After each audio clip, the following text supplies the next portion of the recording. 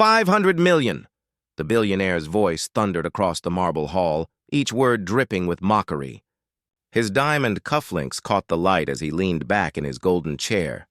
That is the prize if anyone here can solve this equation. The chalkboard behind him glowed under the chandeliers, covered with symbols so twisted and dense. Even the scholars in the room had looked away in defeat. And you, he smirked, turning his gaze to the figure in the corner. The maid with a mop in her hand, why not try your luck? Laughter erupted, sharp and cruel. Crystal glasses clinked, expensive gowns rustled, and the wealthy guests doubled over, amused by the absurdity. The maid froze, her hands trembling around the wooden handle of the mop. Her apron was damp, her hair tied back loosely, her dark skin shining faintly with sweat from hours of scrubbing. She had been invisible all night, until now. Her lips parted, but no words came. Only the sound of laughter filled her ears, echoing through the vast hall. The billionaire's son clapped his hands, laughing louder than anyone else, pointing at her as though she were the evening's entertainment. Come now, the billionaire pressed, his grin wide and merciless. What will it be? The mop or the chalk? The maid's eyes shifted to the board. Symbols like a fortress, numbers like chains. 500 million, a fortune she couldn't even imagine, dangling like bait on a hook. Her heart pounded. Each beat seemed louder than the laughter surrounding her. She took a step forward. The room stilled. The laughter softened into murmurs. Another step. Her hand rose, fingers trembling, and for the first time that night, she set the mop aside. Gasps echoed through the hall. Her hand closed around the chalk, and in that moment, the hall fell into silence. The chalk felt strange in her hand, fragile yet heavy with expectation. The crowd leaned closer, their jeweled collars and silken sleeves glinting in the light. Their faces twisted with anticipation, not of her success, but of her failure. Go on, then, the billionaire sneered, swirling the wine in his crystal glass. Entertain us. Her hand hovered before the board. The symbols loomed like a wall too high to climb. For a second, her knees weakened. Doubt whispered in her ear, cruel and sharp, "You are nothing but a maid." The crowd's eyes cut into her, hungry for the stumble, the mistake, the collapse. Then she closed her eyes. She thought of nights alone in the small, dim room behind the servants' quarters, scraps of paper hidden beneath her pillow, equations sketched in secret when the world was asleep. She thought of a mind that had always seen patterns others overlooked, a hunger for knowledge that had burned even when her stomach went empty. Her eyes opened. Steady now, clear. The chalk touched the board. The first line appeared. Firm, deliberate. The crowd exhaled in unison, one symbol after another. The fortress began to crack. She's guessing, someone whispered. No, another muttered, frowning. That step makes sense. The billionaire's smirk tightened, his jaw twitching, but his voice rang out, dripping with disdain. Impressive trick. But let us see how long before the chalk breaks. Her hand did not stop. Stroke after stroke, the wall of numbers began to take shape. Not random, not desperate, but precise. And in the silence, something shifted. The laughter was gone.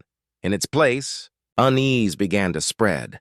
The glass board was no longer empty space. It pulsed with patterns, flowing like music only she could hear. Symbols stacked on symbols, not random, but precise. Each line tightened the silence in the hall. She's right, someone whispered near the front. The billionaire forced a laugh, sharp and brittle. He adjusted his diamond cufflink, sipping from his champagne. Nonsense, a fluke. Scribbles that look like wisdom. She'll choke before the end. But his words didn't land. The crowd wasn't laughing anymore. Heads tilted. Glasses lowered. Guests leaned forward, their eyes fixed not on him, but on her. The maid never glanced back. Chalk dust clung to her dark fingers as she wrote, pausing only to breathe. Her eyes traced each number before she placed it, as though the solution had lived inside her all along. A man near the front pressed a hand to his mouth. I can't follow it, but she's building something. She's too calm, another murmured. If this were luck, she'd have faltered already. The outsider, senator, mathematician, respected by all, stood slowly from his chair.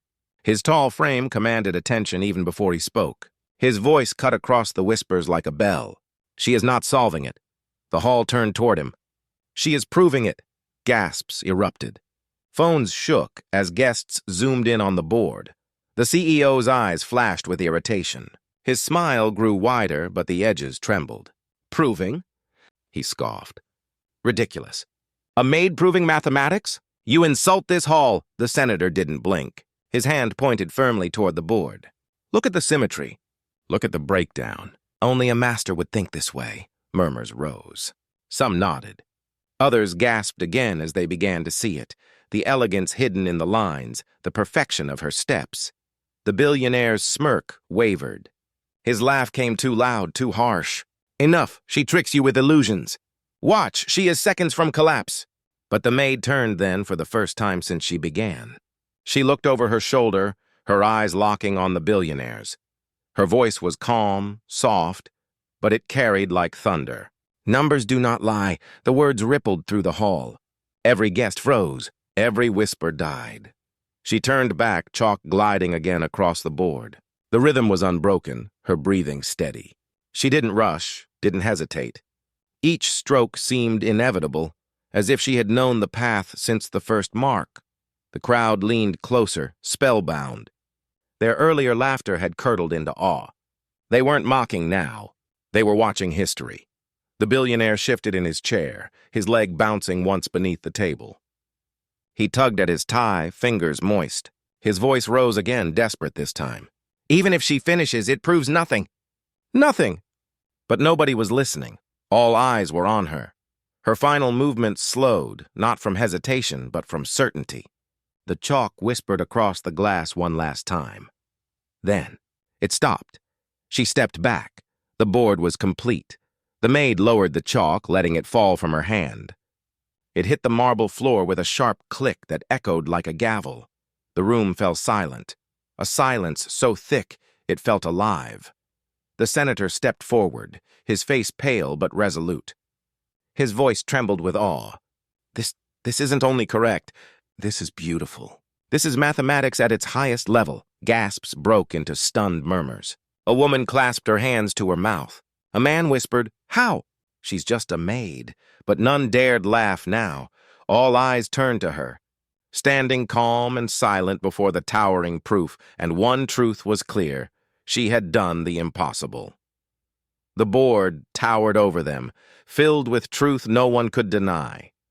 Chalk dust floated in the air, shimmering under chandelier light like tiny sparks. The maid stood still, her hands at her sides, silent as stone, and the hall was frozen.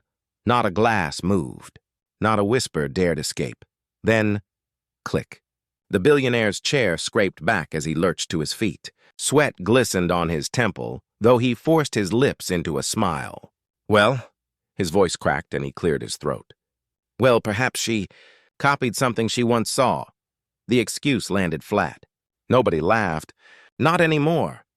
The senator's voice cut through the air, firm as steel. Copied? Impossible. This is not only correct, it is elegant. This solution belongs to someone who lives mathematics. Only a true master could have done this.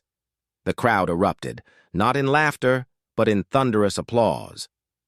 Phones flashed, capturing her face, not his. Whispers surged like waves. A maid? She's brilliant. Genius. Hidden in plain sight. The billionaire's forced smile faltered.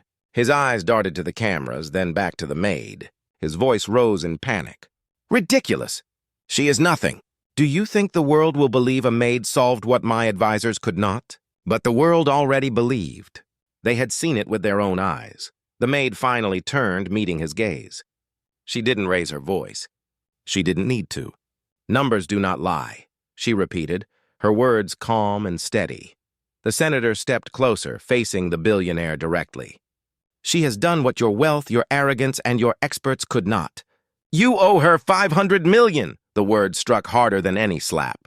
Gasps filled the hall again. Guests leaned in, desperate for his answer. The billionaire's face darkened. His hands trembled. For the first time, he seemed small beneath the chandeliers, stripped of his aura of untouchable power. He opened his mouth, but no sound came. The maid bent, lifting the mop she had left by the wall. Water dripped softly onto the marble floor as she held it once more in her hand, and without waiting for him, she turned. She began walking away. The cameras followed.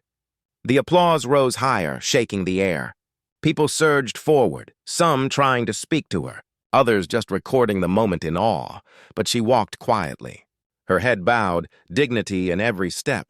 Behind her, the billionaire stood in silence, his empire of arrogance crumbling under the weight of truth. He could not laugh. He could not speak. The senator raised his voice above the roar of the crowd. Greatness is not measured in gold or diamonds. Tonight it wore an apron. Tonight it carried a mop. Thunderous applause erupted, rolling through the hall like a storm. The billionaire sank back into his golden chair, a shadow of the man he had been hours before. His diamonds still glittered, his mansion still stood, but his pride had shattered. And the maid, the one mocked and dismissed, left the hall not with 500 million in her hands, but with something worth even more: respect. Her story would spread. The videos would travel the world. Children studying under street lamps would whisper her name. Men and women ignored in silence would remember her dignity, because on that night she had reminded the powerful of a truth they had forgotten: that greatness has nothing to do with wealth. It has everything to do with patience, humility, and the courage to stand tall when the world laughs.